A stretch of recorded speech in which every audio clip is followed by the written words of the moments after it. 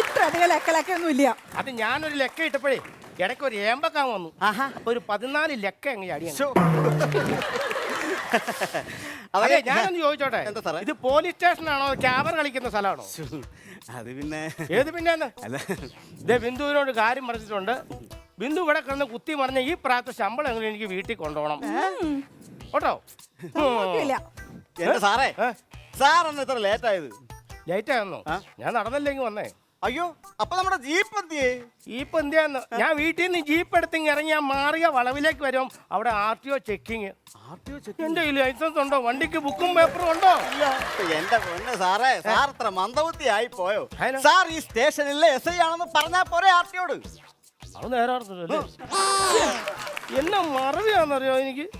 എനിക്ക് മാത്രമല്ലെന്ന് എന്റെ പെണ്ണുമ്പോൾ വരെ മറക്കുവാന്ന് തന്നെ. ഞാൻ പോലീസുകാരാന്നുള്ള വരും. വീട്ടിലെ പണി മുഴുവൻ ഞാനങ്ങ് ചെയ്യുക. അടുക്കളപ്പറ്റി നോക്കുവല്ലേ? പക്ഷെ സാറേ, അതൊക്കെ പറഞ്ഞെങ്കിലും ഇന്നലത്തെ പാർട്ടി സൂപ്പറായിരുന്നു. പിന്നെ പാർട്ടിയോ?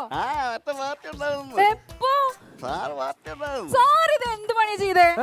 എനിക്ക് പാർട്ടി തന്നില്ല. നീ വെള്ളം അടിക്കോ? എനിക്ക് ബിരിയാണി കഴിക്കാലോ. പക്ഷെ വേറെ കാര്യമുണ്ട്. ഇന്നലെ സാറ് 2 അടിച്ചു കഴിഞ്ഞപ്പോ ഉണ്ടല്ലോ, സാറൊരു നാടൻ പാട്ട് അവിടെ ഇരുന്നോണ്ട്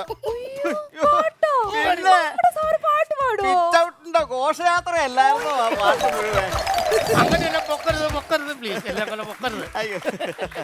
പക്ഷെ വേറെ കാര്യമുണ്ട്, ആ ബീഫ് ഒലത്തിയത്.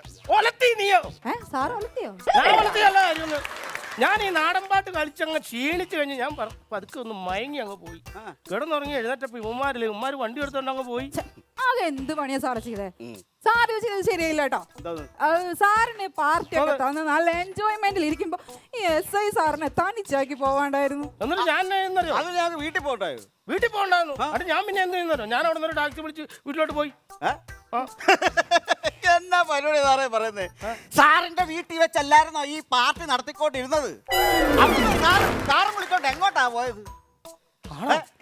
എനിക്ക് എന്തൊരു വർഷമായി പറയുന്നത്. എടാ, ഞാൻ ടാക്സി വിളിച്ചപ്പോ എങ്ങോട്ടാ പോയത്? സാറിനെ ഞാൻ രാത്രി വിളിച്ചപ്പം സാർ സ്റ്റേഷനിലാണെന്നാ എന്നെ ഫോണിൽ വിളിച്ച് പറഞ്ഞത്. ട്രാൻസ്പോർട്ട് ബസ് സ്റ്റാൻഡിലെ കമ്പറ്റേഷനിലാണ് ഞാൻ. നല്ല വിട്ടുപോയി